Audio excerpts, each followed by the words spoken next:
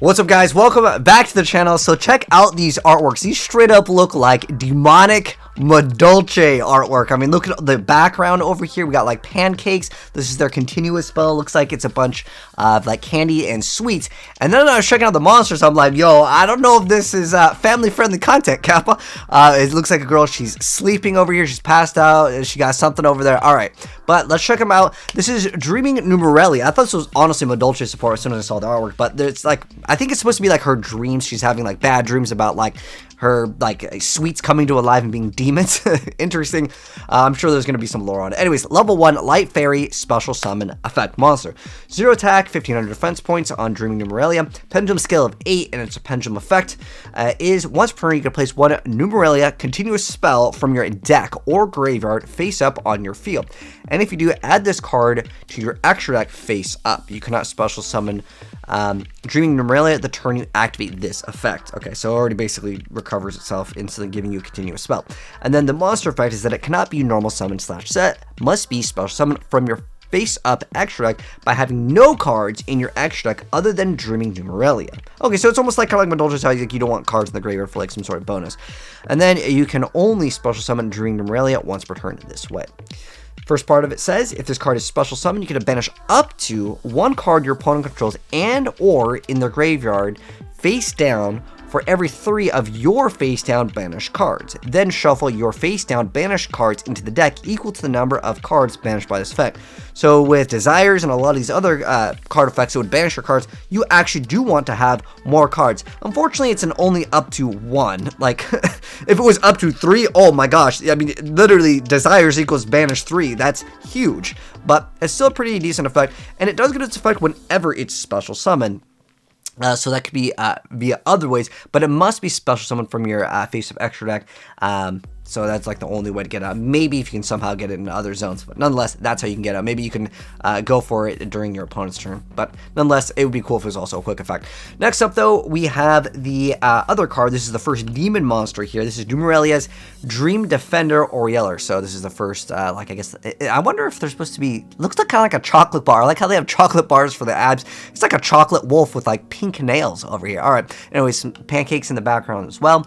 So anyways, Orieller is a level 10 Light Beast effect monster with 2500 attack, 2000 defense points, and it says you can only special summon with the first effect of this card's name once per turn. You can only use the second effect of this card's name once per turn. The first part is if you have a face-up pendulum monster in your extra deck, you can special summon this card from your hand. Okay, pretty easy summon condition for any pendulum deck. And then the second part is if you have a face-up Dreaming Nemurelia in your extra deck, as a quick effect, you can banish one face-down card from your extra deck face down, and it gains 500 attack for each monster your opponent currently controls to the end of this turn. So minimum like at least 500.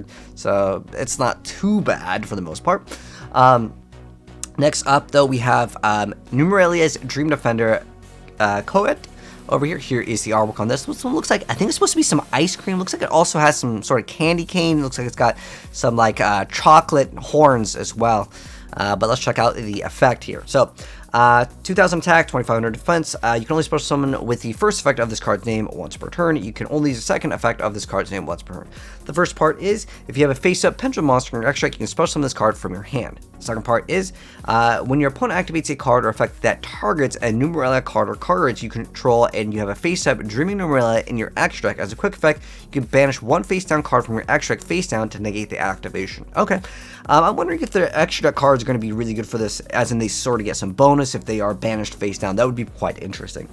Next up, though, we have the continuous card called the Sleeping Beauty Tower of Nemurelia. Oh, so is it supposed to be Sleeping Beauty is like the theme over here? But anyways, here is the artwork on this card. It's got, looks like cotton candy, lots of little different sweets in the background. Continuous spell card. It says you can only use the first effect of this card's name once per turn. The first part is you can banish 2 face down cards from your extra deck face down. Add 2 level 10 beast monsters with different names from your deck to your hand. Wow. Okay, so I want to see what other beast monsters exist, because this is not just for this archetype. It doesn't have to be Nemurelia. Anyways, we'll check that out in a second. And it says that you can't special summon monsters from the extract the turn you activate this effect, except for pendulum monsters. Okay.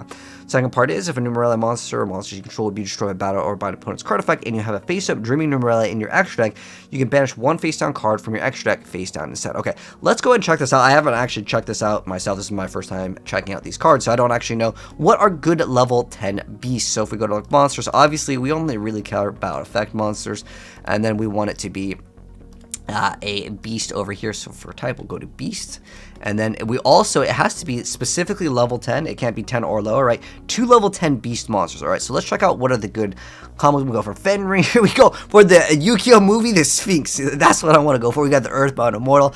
All right, realistically, there are like 0 targets for it at the moment.